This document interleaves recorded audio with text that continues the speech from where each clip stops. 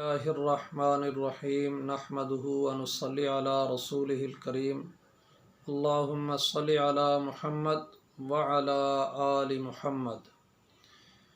صدقہ ہم کرتے ہیں بلاؤں کو ٹالنے کے لیے، یا ہم یہ کہتے ہیں کہ صدقہ جب ہم دیتے ہیں تو اپنی بلائیں اور یہ مصیبتیں اپنے گلے سے اتار کر دوسرے کے گلے میں ڈالتی ہیں۔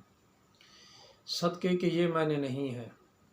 جو اللہ کی راہ میں ہم خرچ کرتے ہیں نفلی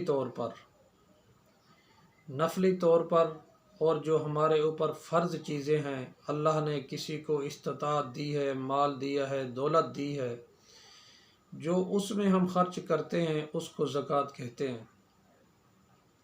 جو ہم نفلی کرتے ہیں اس کو ہم صدقہ کہتے ہیں، جیسا کہ اللہ نے صدقے کو زکوٰۃ کے معنی میں بھی استعمال کیا ہے۔ لیکن عمومی طور پر صدقہ ہم نفلی جو سخاوت کرتے ہیں اسے کہتے ہیں، لیکن اس کے فوائد اور ثمرات بہت زیادہ ہیں۔ اس کے ثمرات میں یہ بات موجود ہے، حدیث پاک میں آتا ہے جب اللہ ناراض ہوتے ہیں اپنے بندوں پر ان کی خطاؤں سے، ان کے گناہوں کی وجہ سے اور ان کے برے اعمال کی وجہ سے، تو صدقے کے اندر اللہ نے اتنی طاقت رکھی ہے کہ اللہ کے غضب کو بھی دور کر دیتا ہے۔ نفلی صدقہ جو ہم کرتے ہیں، رسول اللہ صلی اللہ علیہ وآلہ وسلم نے فرمایا ہر روز 2 فرشتے زمین پر نازل ہوتے ہیں، ایک سارا دن زمین پر بیٹھ کر دعا کرتا ہے، یا اللہ جو تیری راہ میں خرچ کرنے والے ہیں ان کو نعم البدل عطا فرما، یا اللہ جو تیری راہ میں خرچ کرتے ہیں ان کے مال میں، دولت میں اچھا بدل عطا فرما۔ دوسرا یہ دعا کرتا ہے، یا اللہ جو تیری راہ میں خرچ نہیں کرتے ہیں، بخیل ہیں اور بخل کا ارتکاب کرتے ہیں، یا اللہ ان کے مال اور دولت کو ضائع کر دے۔ یقیناً صدقہ فی سبیل اللہ کے فوائد اور ثمرات بہت زیادہ ہیں۔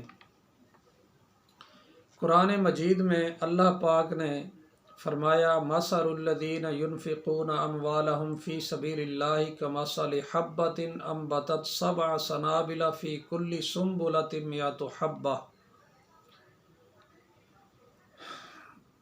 جو اللہ کی راہ میں صدقہ خیرات کرتے ہیں، فرمایا ان کی مثال گندم کے ایک دانے کی لے لیں۔ ایک دانہ جب کسان اللہ پر اعتماد کرتے ہوئے زمین میں بو دیتا ہے، اللہ اس کو 700 دانوں میں تبدیل کر کے واپس کرتا ہے۔ اللہ کی راہ میں خرچ کرنے والوں سے اللہ کی راہ میں خرچ کرنے والوں کو اللہ 700 گنا بڑھا کر واپس کرتا ہے۔ اللہ پاک قرآن مجید میں یہ ساری باتیں اللہ پاک نے قرآن پاک میں فرما دی ہیں، اور یہ بھی بات فرمائی ہے یمحق اللہ الربا ویربی الصدقات۔ اللہ سود کے معاملات کو مٹا دیتا ہے، لیکن یہ جو صدقات ہیں اللہ کی راہ میں نفلی طور پر خرچ کرتے ہیں، ویربی الصدقات، یربی کے معنی ہیں نشو و نما دینا، بڑھانا۔ اب مسئلہ یہ ہے کہ کچھ لوگ اس چیز پہ بھی پریشان ہوتے ہیں کہ صدقہ کس کو دینا چاہیے اور کسے نہیں دینا چاہیے، اور صدقہ کیا ہے اور خیرات کیا ہے۔ اس میں بھی کچھ لوگ پریشانی کا شکار رہتے ہیں کہ صدقہ کیا چیز ہے اور خیرات کیا چیز ہے۔ لفظ خیرات جو ہم کہتے ہیں، یہ خیرات خیر کی جمع ہے۔ اللہ تعالیٰ فرماتے ہیں خیرات کے لیے سبقت لے جائیں، یعنی خیرات کے کاموں میں سبقت لیں، پہل کریں، جلدی کریں۔ تو خیرات خیر کی جمع ہے، صدقہ خیر ہے، خیرات خیر ہے، خیرات بھی صدقہ ہے، میں نے بھلائی کے کاموں میں خرچہ کرنا ہے۔ خیرات صدقہ ایک ہی چیز ہے، بھلائی کے کاموں میں خرچ کرنا۔ جب وہ ہم اللہ کی راہ میں یا کسی کے کام آتے ہیں، بھلائی کے کام آتے ہیں، کسی ضرورت مند کے کام آتے ہیں، تو یہ صدقہ ہے، یہ خیرات بھی اسے کہہ سکتے ہیں۔ باقی صدقے کے لیے کچھ لوگوں نے دن مخصوص کیے ہوتے ہیں کہ فلاں دن کو صدقہ دیں گے، فلاں دن کو دیں گے، تو یہ دن جو ہیں یہ مخصوص نہیں کرنے چاہیے۔ اس میں دیکھیں اللہ پاک کہتے ہیں کہ خیرات کے کاموں میں، بھلائی کے کاموں میں سبقت لے جائیں، یعنی جلدی کریں۔ اگر آپ نے دن مخصوص کر لیے ہیں تو وہ دن اگر دور ہے، کوئی ضرورت مند آپ کے سامنے ہے، اس کی ضرورت بھی ہے اور وہ بیمار ہے یا کوئی پریشان ہے یا بھوکا ہے، آپ تو اس دن کے انتظار میں رہیں گے، تو یہ چیز جو ہے یہ غلط ہے۔ اس میں دن مخصوص کرنا اللہ پاک اس کی اجازت نہیں فرما رہے ہیں۔ اللہ پاک کہہ رہے ہیں کہ بھلائی کے کاموں میں سبقت لے جائیں۔ تو ایک تو یہ چیز ہے۔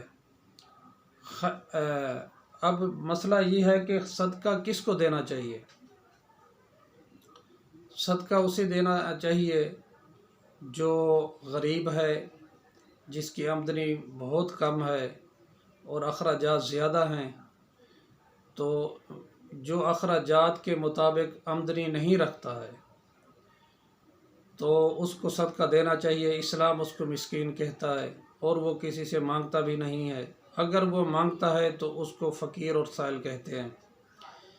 تو صدقہ خیرات کسی کو دینے سے مال کم نہیں ہوتا، مال بڑھتا ہے۔ یہ آپ کو ساری مثالیں قرآن پاک میں، حدیث پاک سے میں نے آپ کو بتا دی ہیں۔ تو اگر کوئی ضرورت مند اس طرح آپ کو نظر آ جائے، من لا یرحم لا یرحم، یہ حدیث پاک کے الفاظ ہیں، اللہ اس پر رحم نہیں کرتا جو اس کے بندوں پر رحم نہ کرے۔ اگر آپ اللہ کے بندوں پر رحم کرتے ہیں، ان کے ضرورت پر ان کے کام آتے ہیں، تو اللہ آپ کے بھی کام آئیں گے۔ اللہ پاک حشر کے دن آپ کو سرخرو فرمائیں گے، دنیا میں بھی سرخرو فرمائیں گے۔ دنیا میں بھی کوئی ایسی رکاوٹ کی پریشانی جب آپ کے کسی معاملے میں آ جائے گی تو اللہ تعالیٰ وہ بھی ٹال دیں گے۔ اللہ پاک تو غفور الرحیم ہے۔ تو اللہ کی راہ میں خرچ کرنا اور صدقہ کرنا یہ بہت ساری پریشانیوں کو، مصیبتوں کو، بلاؤں کو ٹال دیتا ہے۔